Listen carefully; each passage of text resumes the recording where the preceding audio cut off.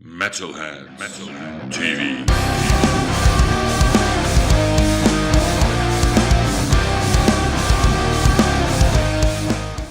Hello Metalheads, my name is Kayo. Right next to me are the Freeks on the festival, Freak Valley Festival. So guys, how are you doing? We're doing very well, at least I know I am. Jay, how are you doing? Fantastic. Right. Doing great. So how's the tour so far?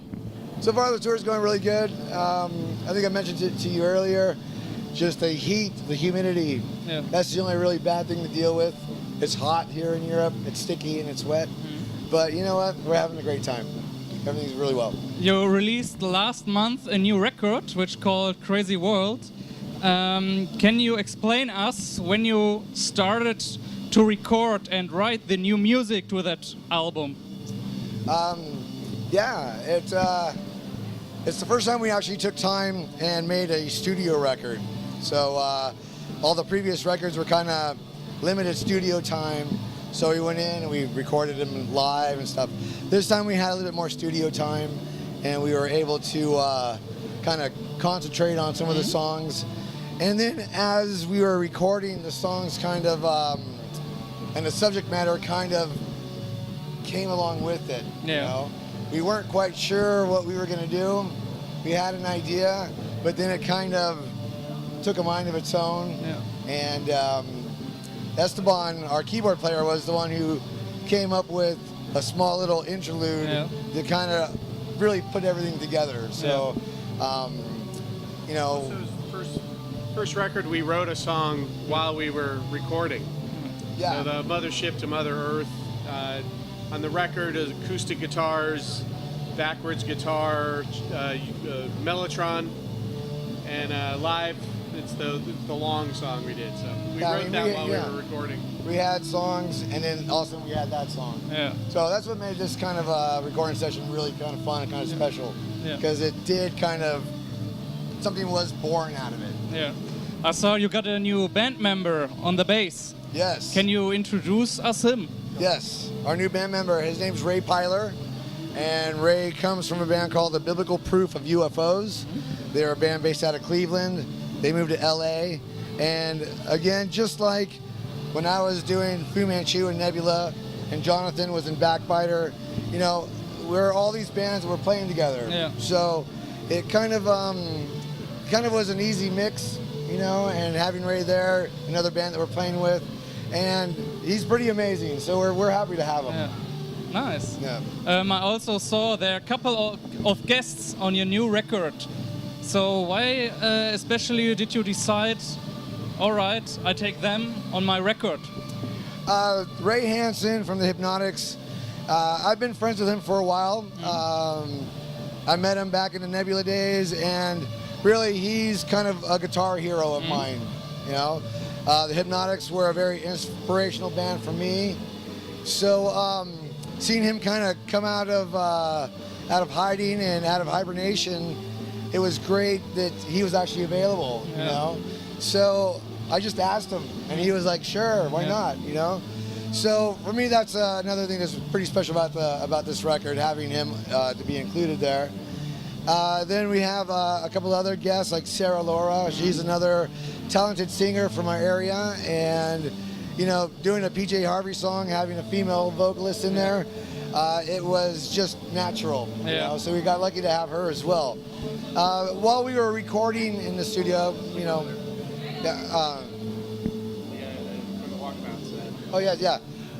but while we were recording this, you know, there was times when not all the band was in the studio. Yeah.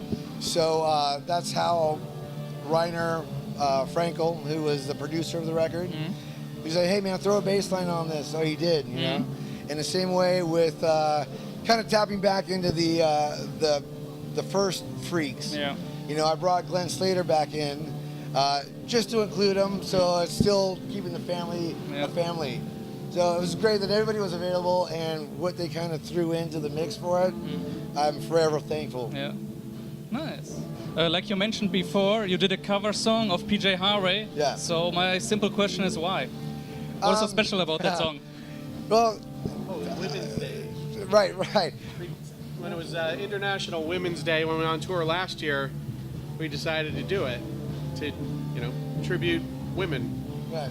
And we're fans of her music. Yeah. And we always liked that song, and it was just one of those moments when that song was playing while we were getting ready for a rehearsal, where I was like, man, this would be a good one to do, just because it's got that heaviness to it.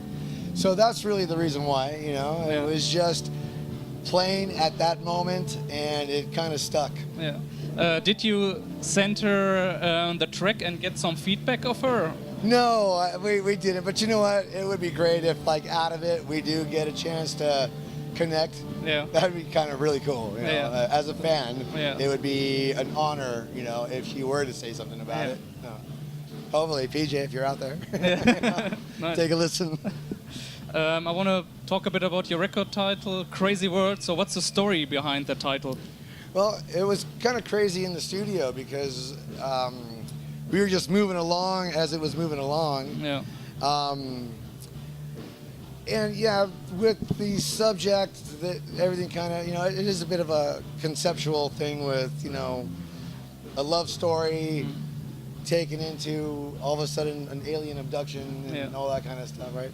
If you look at it, you can actually make it a storyline. Yeah. So that's kind of how the name kind of came about, because the world that this person is living in just got really crazy. Yeah. And all of a sudden he's on an alien spaceship, and they didn't want him, so they put him back. So that's kind of how the title came about. Yeah, nice. So during your career, what was there the craziest thing ever? What happened? The craziest thing. With the Freaks or Nebula, Fu Manchu? Okay. Say in public. Now I can say in public. No, there was one funny thing that happened that I think was hilarious. It was during Nebula, and it was a tour with Clutch. Clutch, yeah. Right? And when you're playing drums, sometimes the middle of the drumstick gets frayed because you hit it against the rim of the snare. Yeah. And my hair was really long at the time, and who knows how long we were on tour, so it was all frizzy and knotted and not maintained. I didn't have fancy, fresh, shampooed hair. So one time during a drum solo, my drumstick went back, and with the frayed on the stick, it stuck in my hair and left my hand. Yeah. So all of a sudden I had a drumstick stuck on my forehead. And, so I had to reach down and grab another drumstick to finish the song.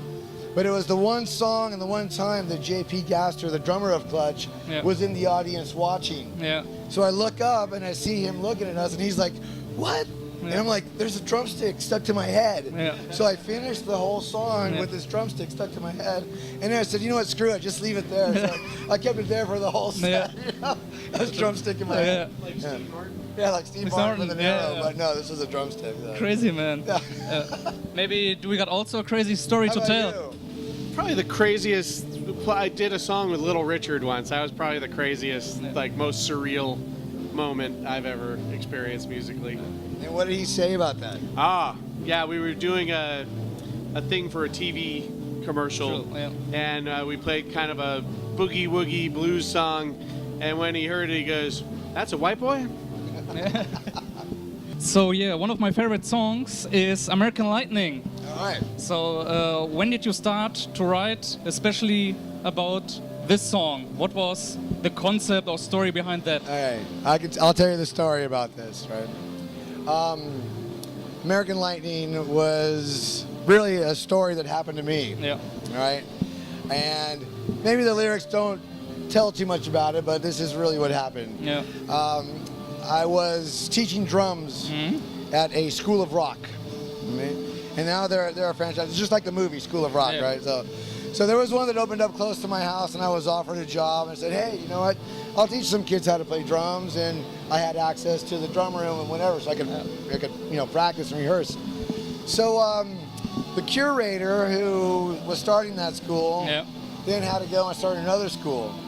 So to thank him for giving me that opportunity, I bought him a bottle of White Lightning, which is moonshine. Yeah. Right? So I gave him the bottle on his last day, and all of a sudden he said, "Hey, we have to have a drink together from it."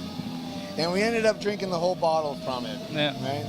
So the next morning, I woke up completely hungover, and I did have to go to my job the next day, right, my moneymaker, and I deal with some frozen meats, right?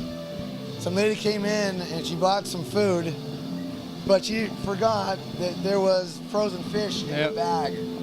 So all of a sudden I opened the bag and there was rotten fish. Yeah, that's so nasty. I was like, oh man, Yeah. So that's kind of like the story behind how the song got started. Yeah. But you know what? I wasn't going to sing about smelly fish. Yeah. So It'll be weird somehow. it could be kind of weird, but that's really kind of where it came about. you know. So I polished a bottle of White Lightning with one other guy, and we woke up on the floor of the school. Yeah. Nice story. Yeah, it was pretty intense. I really love your record cover. I think it's the best Freaks cover ever so far. I agree. I agree with you on that. Who did that? We know this young Brazilian artist, lives in Brazil. His name's Cristiano Suarez. And, just through all the social media is how I met him. And he was just always doing this amazing work. So when I approached him and asked him if he would do it, he was thrilled about it. Yeah. I told him some of the subject matter of the songs, and he ran with it. So he completely, come on through, bud. He completely just went way beyond what I was expecting him to do. Yeah. So, Cristiano Suarez, fantastic artist from Brazil. Yeah. Yeah, he did Nice. yeah. Yeah. And then the inside of the record was done by a guy named Christopher Hitchman, English guy. So he also gave us a really great piece of artwork. Yeah. Nice, man. Yeah. So my last question is, what are your plans for the rest of the year? Well, we're gonna finish this tour. We have some shows booked back at home, and we're just gonna keep on writing and keep on playing shows. And try and keep it active, because we're having a great time. It's a lot of fun. Nice. So really, we're not going to stop. Yeah. So that is the mission. Do not stop. So thank you guys. You answered right. all my questions. I hope to see you next time soon. Right on, Kai. Thank if you you, want man. to say anything to your friends or viewers, you can do it now. Well, just thank you to the fans. Yeah. We couldn't do it without them. So cheers to you, everybody. Thank you. And everybody, check out the new record, Crazy World, out now on Heavy Strike Records. See you soon, guys. Bye. Bye-bye. Metal-heads.de